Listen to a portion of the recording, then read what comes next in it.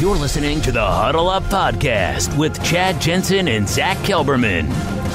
Join Broncos Country's deep divers at milehighhuddle.com and sound off. And now it's time to drop some knowledge.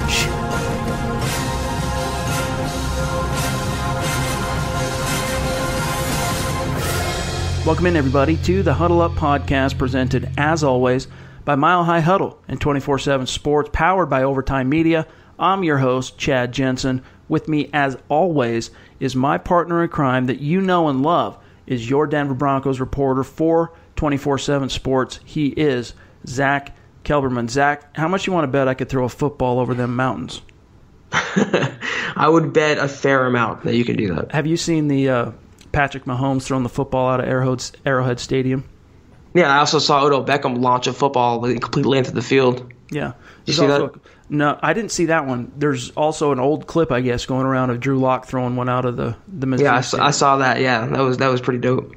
But hey, man, when it's been the last time your team won a Super Bowl was sometime in the 60s during the Kennedy, or was it Johnson? I don't know, one of those administrations. I mean, you gotta make hay and hang your hat on what you can. That's right. That's right. You got to do what you can do. Today, we have a few things we want to get to. I mean, we'll be honest with you. There's nothing new to break down. I think we've basically mined all there really is to mine in terms of previewing training camp. However, we still had a lot of questions left over from last week's mailbag that we want to dive into here today and get to everybody, especially those listeners on YouTube. So, obviously, still a lot on your mind, some things that Zack and I can help answer for you. We'll tackle that today. But first, just make sure you're following the show on Twitter, at HuddleUpPod, because that's how you stay plugged in. That's the best way to keep your finger on the pulse of what's happening with the show in real time. If you're on iTunes, we appreciate it. You leave a creative review, 5-star rating if you like what you hear. And always on YouTube, you guys just keep doing what you're doing, liking, commenting, subscribing. It's making a big difference for us.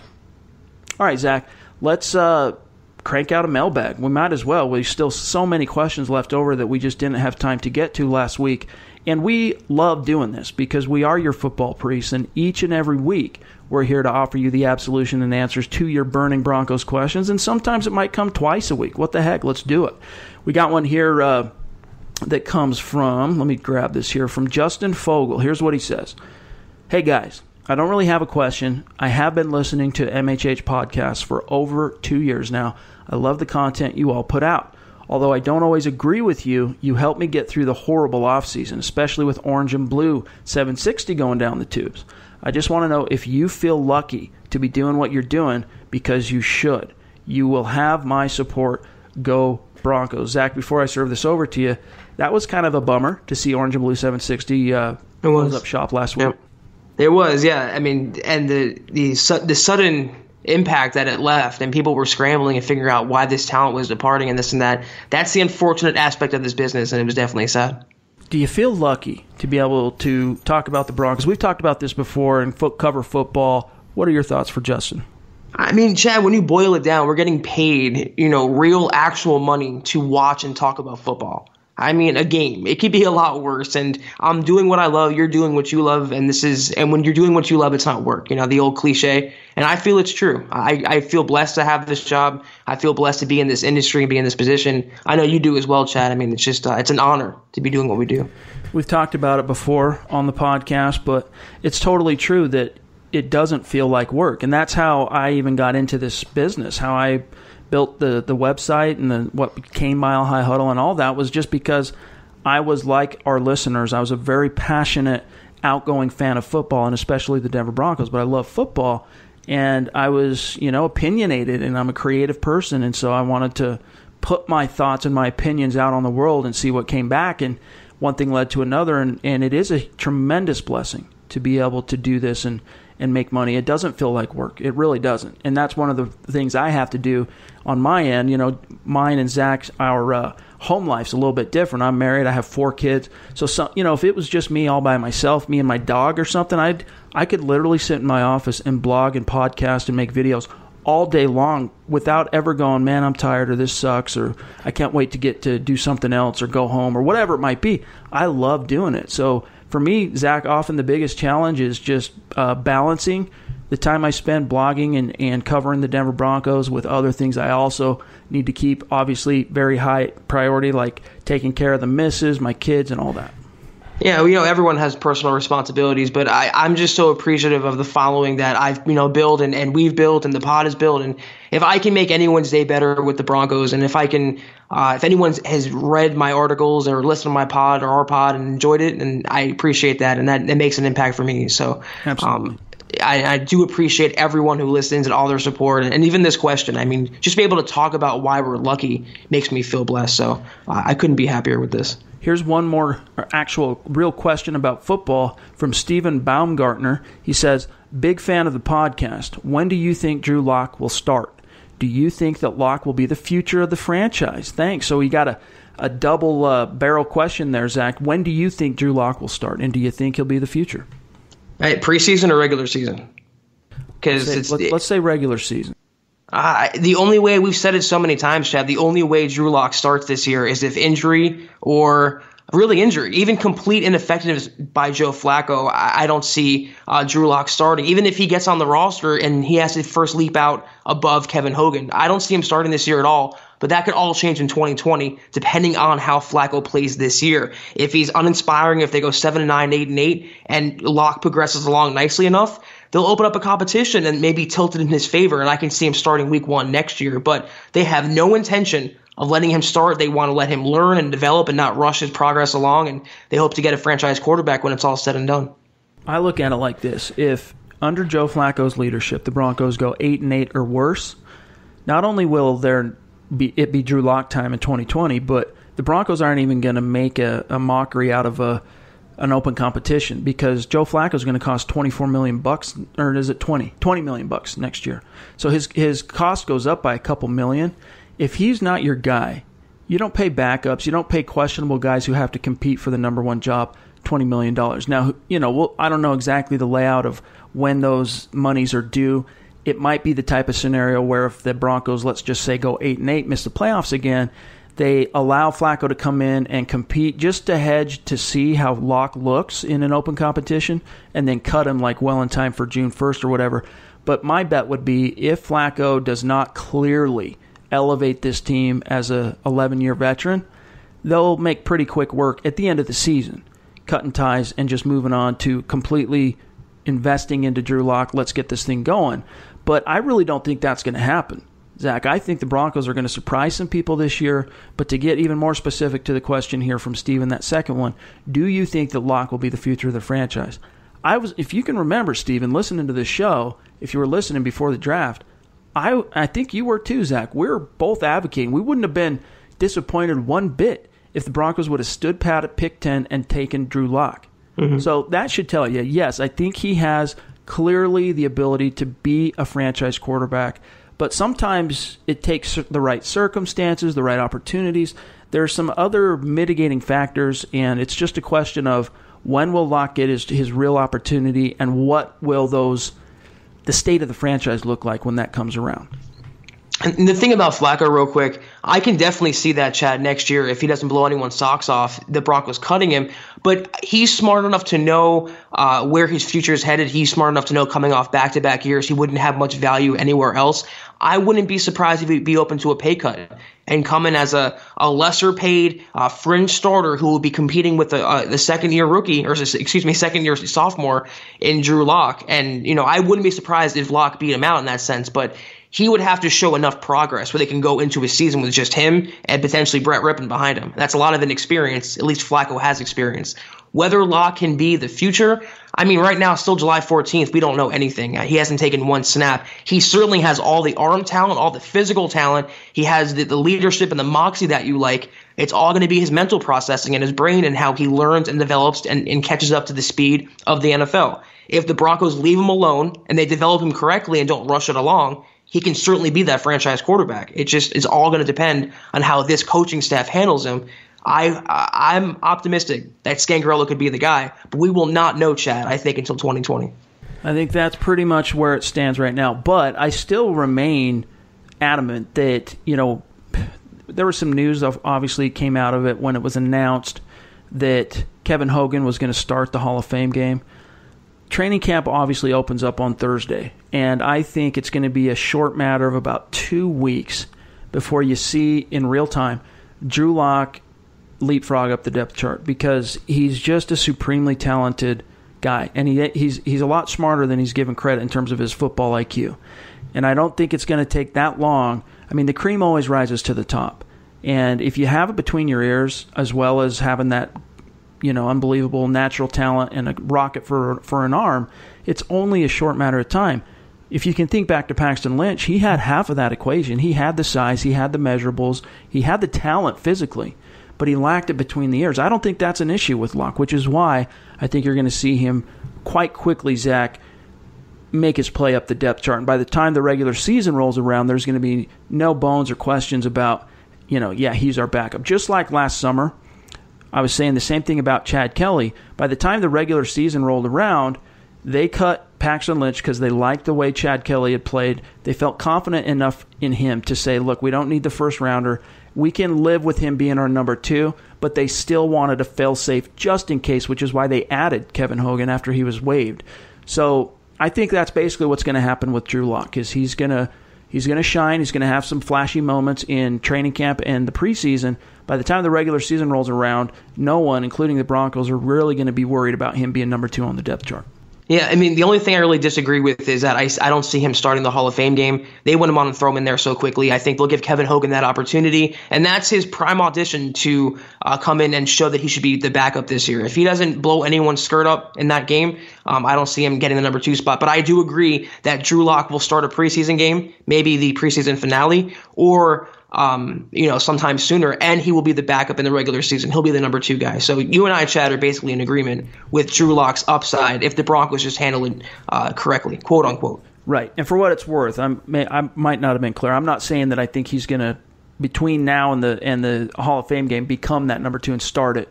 I just think it's going to be a short matter of time before he does leapfrog Kevin Hogan on the depth chart. So let's move on here to DJ Johnson. He says, I remember Wesley Duke, Jeb Putsier, and of course Julius Thomas, but nobody was the deep threat receiver that Shannon Sharp was for us. With a 4.5 speed, does Noah Fant flash star skills at times in off-season work? Denver Broncos have struggled on offense since 2015, with our season on the line in 2016, scored 3 points in Kansas City that year.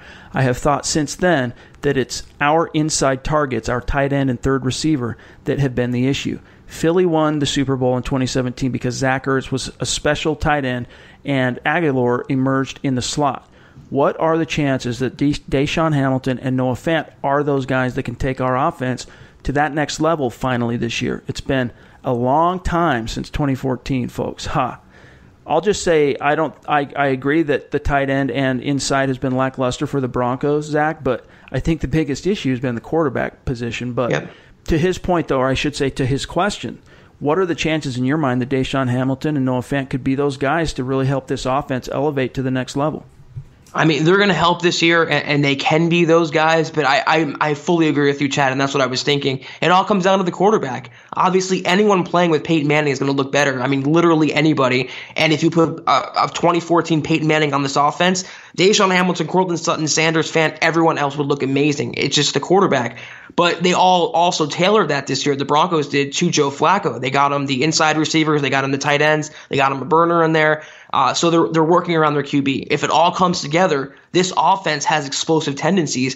I just think it's still a year away, everyone collectively, the coaching, the players. But Hamilton, his future is very bright. And Fant, I believe, in the future will be a Pro Bowler. It's just going to take a little time to come together. I mean, they might not even start this year, Chad. So they're going to have to work their way up. But when they do and all the ingredients come together, that's going to be a nice recipe.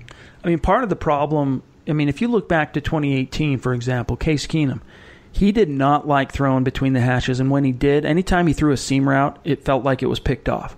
And so that kind of scared him, I guess. He's just not there yet as a quarterback to work through that kind of stuff. He just did not utilize the middle of the field. And so naturally the slot corners and the tight ends, they just didn't put up numbers. There was one exception to that when Jeff Hireman had his big day against the Texans. But that's part of the problem. And Trevor Siemian, to be frank with you, wasn't much better in terms of utilizing all levels of the field. So that's part of the problem, the quarterback issue. Quarterbacks are the guys, they're supposed to be the tide that raises all ships, and only time will tell whether or not Joe Flacco can be that guy for the Broncos. Now, we still have a few more we want to get to. First, we got to take a quick break, though. We'll be right back. This is the Overtime Podcast Network. All right, Zach, this next one here comes from Tyler H. on YouTube. He says, of all the rookies we got this year, who are you most excited to see? Personally, I'm excited to see what Juwan Winfrey can bring. Hashtag ScoBuffs. Your answer. I'm kind of excited to see not Drew Lock's progress in the preseason and training camp, but he's not going to see the regular field too much, regular season field. I want to see how Dalton Risner transitions from being a tackle to going to being inside and being a starting guard in the NFL, and the Broncos rebuild offensive line, all the questions there, and we talk about Joe Flacco so much, but it all starts in the trenches, and how that offensive line gels this year with Risner being one of the biggest question marks is definitely something I want to see. I also want to see the defensive pieces they added. Justin Hollins, where he plays, where he ends up, and also Draymond Jones, if he's going to be another DeMarcus Walker, hopefully not, or they're going to utilize him correctly and see what he can bring to the table. Their draft class, though, they have so many instant impact players that are going to see the field this year, and there's so many they can keep up with. Noah Fant is obviously the biggest one in the first round, but Chad, all the secondary players and the Hollinses of the world, those are the guys I want to see. Yeah, I mean, the guy I'm most excited to see in terms of immediate results, immediate impact, is Noah Fant, because I think he's going to very quickly just transform the dynamic of this offense. And it's kind of hard saying that because on one hand, we don't even know what this offense, what kind of dynamism it's going to bring to the table, other than we know what Phillip Lindsay can bring to the table. But Joe Flacco is new. Rich Scangarello has never called plays in the NFL. But still, all of that notwithstanding, I'm looking forward to seeing Noah Fant and just bringing that twitch, speed, athleticism, playmaking ability to an offense that, frankly, has been devoid of playmakers up until the very, very, very recent past. So that would be my answer for you there, Tyler. Now, here's one from Juice on YouTube. He says, how about some chatter on Coach Modkins, Curtis Modkins, running backs coach? We all give so much well-deserved praise to Phillip Lindsay and Royce Freeman pre-high ankle sprain, but I don't think Coach Modkins gets enough credit for coaching that rookie duo to a pretty great 2018 season. Maybe it was just their natural abilities, but also considering Booker's production, I believe it's more likely that Coach Modkins adequately found, reported on, utilized, and improved upon each running back's strengths. And, Juice, you're absolutely right. It was a combination of being, inheriting a couple of, a trio of really good running backs. I mean, Booker, obviously not, he hasn't quite fulfilled his expectations in the draft pedigree in which the Broncos spent on him, but he played out of his mind last year on the opportunities that he received. But Curtis Modkins, Zach, he's just clearly elevated that unit. I think he was a big reason why you saw Phillip Lindsay fulfill his promise to John Elway when he signed as a college free agent that I'm going to be your starting running back this year. That's why, Curtis Modkins. Now, here's what's interesting. Let me just read a couple of quick clips from the media guide here on Curtis Modkins. It says here, and then I'm going to serve this over to you, Zach. Curtis Modkins, obviously in his second year as running backs coach for the Denver Broncos, a 24-year coaching veteran, Modkins has spent the last 11 years in the NFL as an offensive coordinator or a running backs coach. He has worked with 4 different 1,000-yard rushers with 4 different teams during that span, including Phillip Lindsay, Jordan Howard in Chicago in 2017, Reggie Bush in Detroit 2013, and C.J. Spiller in Buffalo back in 2012. You know what? When the Broncos reshuffled their coaching staff before last season, the 2 hires that I was most unsure of were Zach Azzani and Curtis Modkins. I wasn't really sold on them as kind of up-and-coming coaches. But you know what? They were 2 of the better coaches the Broncos had last year, and Fangio was very smart to keep them both on.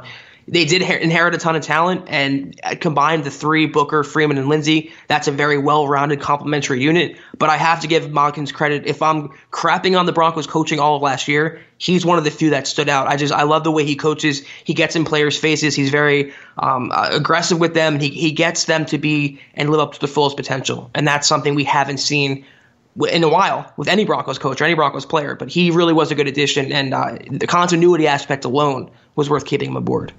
Here's something that I don't think a lot of fans realize. I'm sure this will be talked about on television this summer during preseason, but it says here that in his first season with the Broncos in 2018, Modkins coached a young group of running backs led by rookies Phillip, Lindsay, and Royce Freeman. In addition to combining for 1,558 rush yards, they became just the third rookie running back duo since the 1970 NFL merger to total at least 5 rushing scores apiece.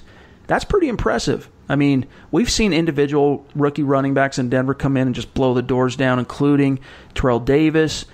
Clinton Portis rushed for 1,500 as a rookie. Mike Anderson came just shy of 1,500 himself. But to have 2 running backs that are both rookies get 5+ 5 or more rushing scores as rookies, that's unique. It's only been done a couple other times since the NFL merger. Yeah, and it speaks to how well they were deployed last year and how well they were divvied up with their touches. And it wasn't easy because both of them sustained injuries. So a lot of reshuffling going on. They didn't have the best offense, best quarterback, best coaching. The big challenge for me, for Azani, and for Modkins, for everyone who's retaining Vance Joseph holdover, is they could do it again. Can these running backs be this good again? Can Modkins divvy up the touches? Can they get the same production out of Freeman, the same production out of Lindsay, if not more? That's what we'll see. But based on 1 year and based on the talent level they have, it's definitely trending in the right direction. All right, here's one more question, and then we'll see how much time we have left today. This one comes from Andreas Eriksson. He says, how about a top 5 of moves the Broncos could still do to improve the team? Could or should do? Any possible trades, pickups from other teams, any free agents out there they should look at? Also, thanks for a great show. Thank you, Andreas. Hey, here's the thing. We've been asked this in a couple of different ways in the last month or so of dead time. Let's just phrase it this way, Zach. Going into this summer, you're going to see a lot of surprise cuts. It's going to happen across the NFL. Players that you didn't expect to see a certain team waive or get rid of or cut. And in that vein, the Broncos, we kind of know what their weaknesses are.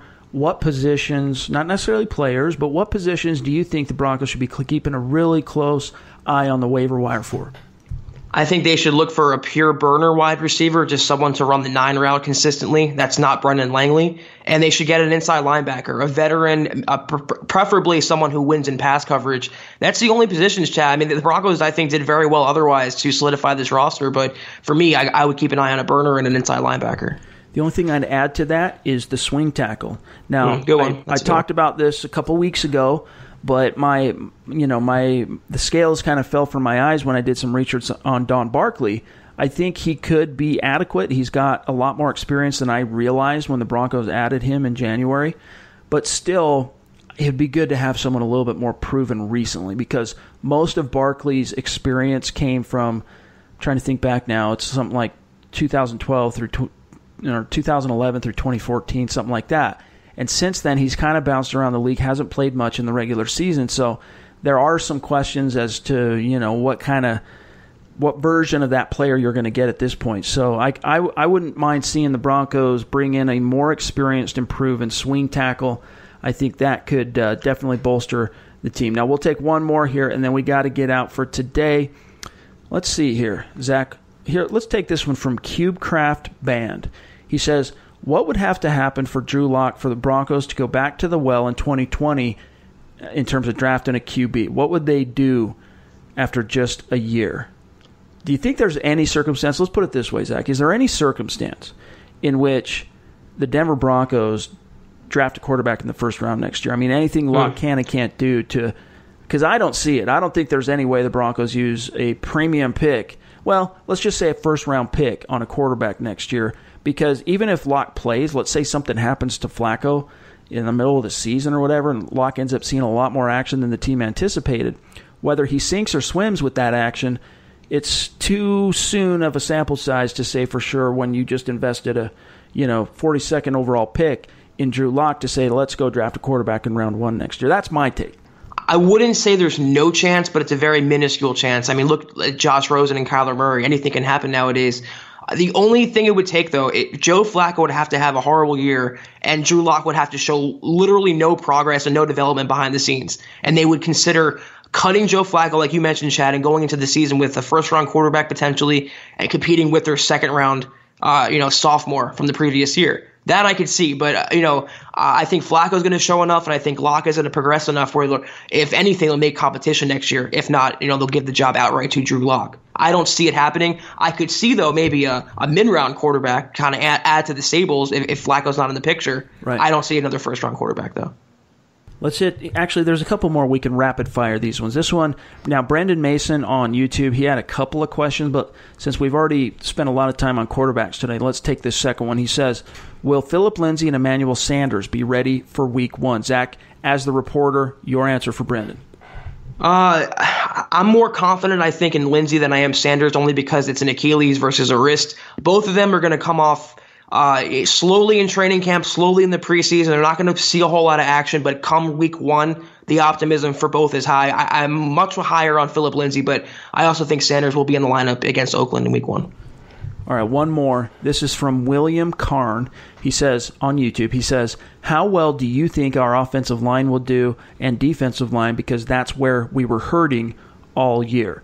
I think we're both pretty much on record that we think this offensive line has the opportunity, the potential to be a top 10, top 15 line. Yep. What do you think about the defensive line, though? I mean, they're in good coaching hands with Bill Collar and Vic Fangio, and they have the talent. I wonder about the pass rushing upside of Wolf and Gattis. I wonder how they're going to use the nose tackle with Harris and Draymond Jones, what they're going to do with DeMarcus Walker. They should hold up. They should be, good for their jobs, tying up the run and tying up blockers for the outside linebackers to get after. But the offensive line, Chad, I mean, if they stay healthy and they adapt to the scheme and all the players, play to their potential, they do have top 10 upside. The Broncos should be fine on both sides of the ball, and that's where you win in the trenches. That's why they did such a good job this offseason. All right, I lied. One more. This one comes from, I'm just scrolling through this. There's more and more questions the farther down I go, and we want to get to everybody. This one comes from Derek Wright. He says on YouTube, how do our three corners, Harris, Bryce Callahan, and Kareem Jackson, match up with the wide receivers in the AFC West? I think we have a chance to lock our rivals down. Zach, the only thing that concerns me about this trio in terms of matching up with the talent across from them in the AFC West is their height. All three of them are under 6 foot. So when you go up against guys like in LA, like Mike Williams, I mean, Chris Harris, he's got a pretty good track record going up against Keenan Allen over the years. For the most part, he's won more of those matchups than he's lost. But when you go up against guys like Mike Williams that can sky up, I mean, imagine going up against Cortland Sutton, guys who can go high. That's the only thing I worry about in terms of this trio is just their relative lack of size. However, they all bring scrappy skill sets, physicality, despite their lack of size, 5'10", or so. I think Bryce Callahan's 5'9", but they're all physical. They're all savvy in terms of their technique and experience. So I'm not too worried about it, but that's the biggest thing. If I am going to sit and pick a bone, it's their lack of size. And then you look behind them, that's where the size comes in for the Broncos with Isaac Yiadom, who's 6'1", and Devontae Bosby, who's 6'2". What scares me is the speed from the opposing wide receivers, Chad. It's a good point you made. But Tyreek Hill, Keenan Allen, Antonio Brown, these are fast receivers. And as much as I like Chris Harris Jr. as an athlete, Bryce Callahan, I mean, they just have game-breaking, game-changing speed. And they get past the secondary. I mean, Justin Simmons can't keep up Will Parks. That's the only thing. I mean, this is going to be an explosive AFC West this year. A lot of points scored. None of these teams will be cakewalks for Denver, Oakland included. They're going to have the secondary to hold up, and that's where it was so crucial to get a guy like Vic Fangio to offset that talent coming in with the coaching. I think they hold up a fair share, and they did well to bring Chris Harris Jr. back, but those lid lifters in the AFC West, they still cause me to keep me up at night, so to speak. Yeah, that's fair. Well, hey, thanks for all the questions, you guys. We really appreciate it. If you're on YouTube, the way you can get those questions into us, I mean, obviously you can comment on each podcast episode, but if you go to our channel and click on community, you'll see some of the posts we've put up looking for questions. And if you keep an eye on that, we'll start utilizing that a lot more in terms of engaging with you. So keep an eye on that. There's a couple threads in there now if you want to put questions in there that we'll look at later in this week, because we have tomorrow's episode Tuesday. We don't know yet what we'll talk about then. We'll figure it out when we get there, a day from now. But then it's Wednesday. We're off, Zach and I, that day. You'll have a fresh episode of Building the Broncos. And then Thursday, we'll come up with something for training camp, because by the time you guys are listening to that episode of the podcast, it'll literally be the opening day of training camp. So anything you guys have on your mind between now and then, what I'm getting at, whether you're on YouTube, Twitter, send it our way. VIPs, you know what to do on the milehighhuddle.com, MHH Insiders Forum. all of our great listeners, whatever's on your mind, this week, we will get to all of it. You just got to let us know. But in the meantime, make sure you are following the show on Twitter, at HuddleUpPod. You can find my partner, Zack Kelberman, on Twitter, at Kelberman247. Myself, at Chad and Jensen. Stay tuned. We'll be back with a fresh episode for you tomorrow. Until then, for Zack Kelberman, I'm Chad Jensen. Talk to you. You've been listening to the Huddle Up Podcast. Join Broncos Country's deep divers at milehighhuddle.com to keep the conversation going.